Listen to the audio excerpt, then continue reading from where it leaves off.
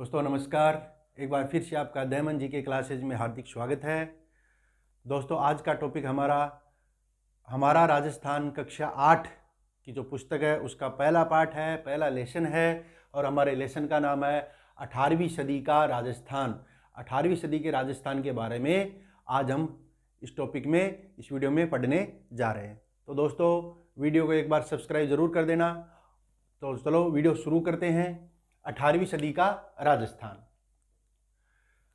18वीं सदी में दोस्तों मराठा शक्ति का सर्वप्रथम संगठन किसने किया? मराठा शक्ति को सर्वप्रथम संगठित किसने किया? मराठा शक्ति उससे पहले क्या थी? संगठित नहीं थी, इधर उधर बिखरी हुई थी। ठीक है, तो मराठा शक्ति को सर्वप्रथम संगठित किसने किया? तो दोस्तों मराठा शक्ति को सर्वप्रथम शिवाजी ने संगठित किया। छत्रपति शिवाजी ने मराठा शक्ति को सर्वप्रथम संगठित किया। ठीक, अगला है राजस्थान में सर्वप्रथम मराठा प्रवेश। राजस्थान में सर्वप्रथम मराठों का जो प्रवेश हुआ वो कब हुआ? तो मराठों का प्रवेश राजस्थान में होता है 1711 ईस्वी में। और कहाँ पर होता है? मेवाड़ में होता है। कहाँ पर होता है? मेवाड़ में होता है। ठीक है, आगे चलते हैं। पेशवा बाजीराव ने मराठा ध्वज अटक से कटक तक फहराने की योजना बनाई। ठीक है, मराठा ध्वज को अटक से कटक तक फहराने की योजना किसने बनाई? पेशवा बाजीराव ने। कब बनाई? 1720 ईस्वी में। कब बनाई? 1720 ईस्वी में पेशवा बाजीराव ने एक योजना बनाई, जिस योजना का नाम क्या था कि मराठा जो ध्वज है वो अटक से कटक तक फैलना चाहिए, यानी कि मराठा साम्राज्य का अटक से कटक तक विस्तार करना है। मराठों ने कोटा बूंदी पर हमला किया 1726 में। मराठों ने कोटा और बूंदी पर 1726 में हमला किया। डूंगरपुर व बांसवाड़ा के शासकों ने खिराज कर देना शुरू किया 1728 में। मराठों को 1728 में डूंगरपुर और बांसवाड़ा के शासकों ने खिराज, एक कर होता है वो कर, खिराज नामक कर है वो देना शुरू कर दिया था। मराठों का राजस्थान की राजनीति में प्रथम हस्तक्षेप कब होता है? अप्रैल 1734 में। कब होता है? अप्रैल 1734 में होता है, जब बूंदी का शासक बुद्ध सिंह को पुनः वहां का शासक नियुक्त किया। मराठों का राजस्थान में प्रथम जो हस्तक्षेप होता है, राजनीति में जो प्रथम हस्तक्षेप होता है वो 1734 में होता है और बूंदी शासक बुद्ध सिंह को पुनः वहां का शासक बनाया मराठों ने। पेशवा बाजीराव ने राजस्थान की जो नीति थी, राजनीति थी, उसका आकलन करने के लिए अपनी माता राधाबाई को तीर्थ यात्रा पर राजस्थान में भेजा था। ठीक है, पेशवा बाजीराव ने अपनी माता राधाबाई को राजस्थान की राजनीति का आकलन करने के लिए तीर्थ यात्रा भेजा था और उसके 1 साल बाद ही उसने यहाँ राजस्थान से खिराज वसूल करना शुरू कर दिया था। राजस्थान का जो उत्तराधिकार संघर्ष है वो 1743 और 1750 के बीच के मध्य लगभग चलता है। ठीक है, अब मराठों का क्या होता है? राजस्थान में आगमन हो जाता है, राजस्थान की राजनीति में मराठों का हस्तक्षेप शुरू हो जाता है। तो इससे परेशान होकर जो यहाँ के जो राजपूत शासक थे उन्होंने सबने मिलकर के एक सम्मेलन आयोजित किया कि किस प्रकार मराठों से मुक्ति मिले, किस प्रकार मराठों से छुटकारा मिले। तो इस जो सम्मेलन है इसको हम कहते हैं हुरडा सम्मेलन। क्या कहते हैं? हुरडा सम्मेलन इसको कहते हैं। तो ये हुरडा सम्मेलन है 17 जुलाई 1734 को भीलवाड़ा में आयोजित किया गया। ठीक है, हुरडा सम्मेलन 17 जुलाई 1734 को भीलवाड़ा में आयोजित किया गया और इसमें राजपूत राजाओं ने तय किया कि बरसात के मौसम के बाद रामपुर में इकट्ठा होंगे और वहां पर हम क्या कार्रवाई, आगे की क्या योजना है वो बनाएंगे। लेकिन ये जो योजना है ये कागजों में ही रह गई, दफन हो गई और आगे कोई वास्तविक रूप से किसी प्रकार की मराठों के खिलाफ कोई कार्रवाई ये संयुक्त रूप से नहीं कर सके। हुरडा सम्मेलन की अध्यक्षता किसने की थी? मेवाड़ महाराणा जगत सिंह द्वितीय ने।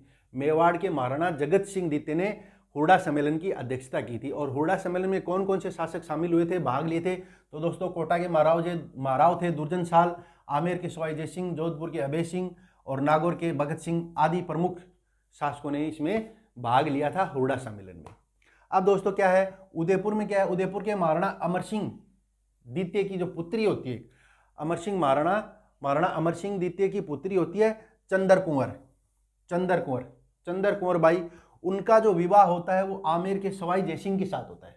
ठीक है, उनका विवाह किसके साथ होता है? आमेर के सवाई जयसिंह के साथ विवाह होता है चंदर कुंवर का। और चंदर कुंवर कौन है? महाराणा अमर सिंह द्वितीय की पुत्री, मेवाड़ के शासक की।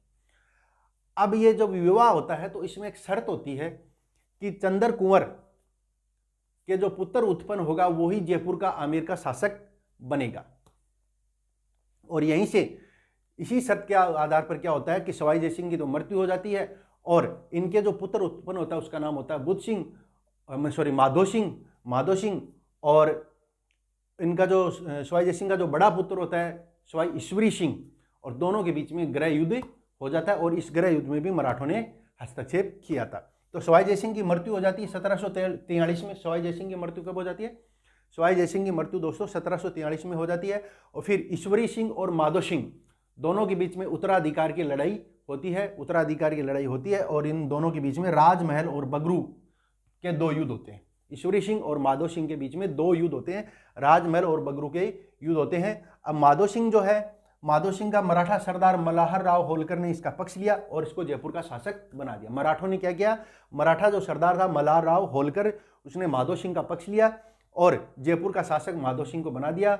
और ईश्वरी सिंह जो है वो शासक नहीं बन सका और ईश्वरी सिंह को क्या करनी पड़ी? अंत में आत्महत्या करनी पड़ी। ईश्वरी सिंह को क्या करनी पड़ी? आत्महत्या करनी पड़ी। उनको आत्महत्या क्यों करनी पड़ी?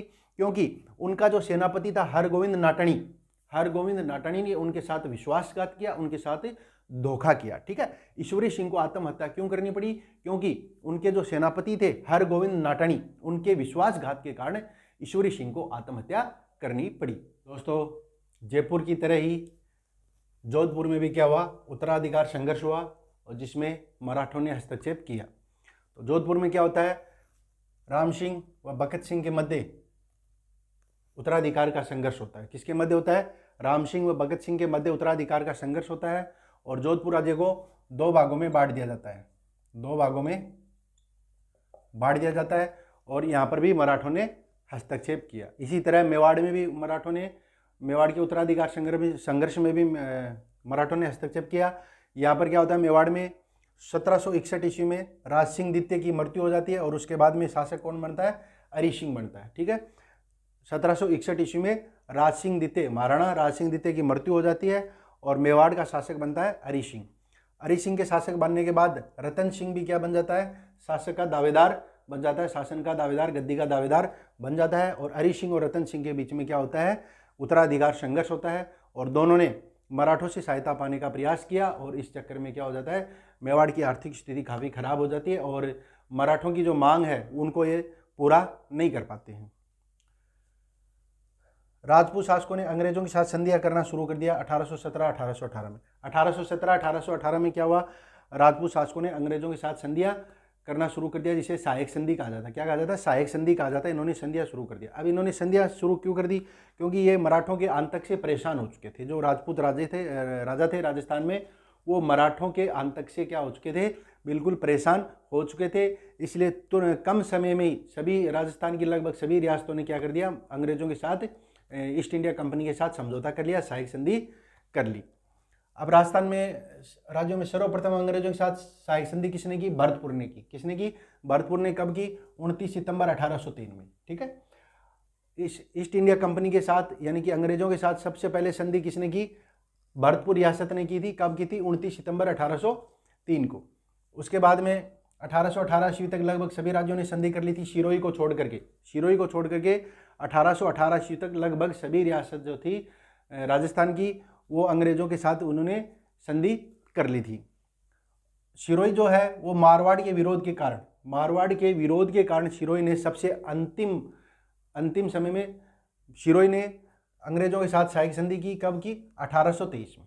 ठीक है, राजस्थान की कौन सी रियासत जो थी, जो अंतिम रियासत थी जिसने की अंग्रेजों के साथ संधि की? तो अंतिम रियासत अंग्रेजों के साथ संधि करने वाली थी सिरोही रियासत। अहदनामा किसको कहा जाता है? अहदनामा कहा जाता है इकरारनामा, समझौता पत्र को। समझौता पत्र, इकरारनामा को कहा जाता है अहदनामा। चौथ क्या है? मराठों द्वारा अन्य शासकों से लिए जाने वाला एक सुरक्षा करता, मराठों द्वारा लिया जाने वाला एक सुरक्षा कर था, जिसे कहते हैं चौथ। खिराज क्या है? कृषि भूमि पर लगने वाला कर। खिराज किसे कहते हैं? कृषि भूमि पर लगने वाले कर को खिराज कहते हैं। ठीक है दोस्तों, आज का टॉपिक आपको कैसा लगा कमेंट करके जरूर बताएं। मिलते हैं जल्दी अगले वीडियो में, तब तक के लिए नमस्कार।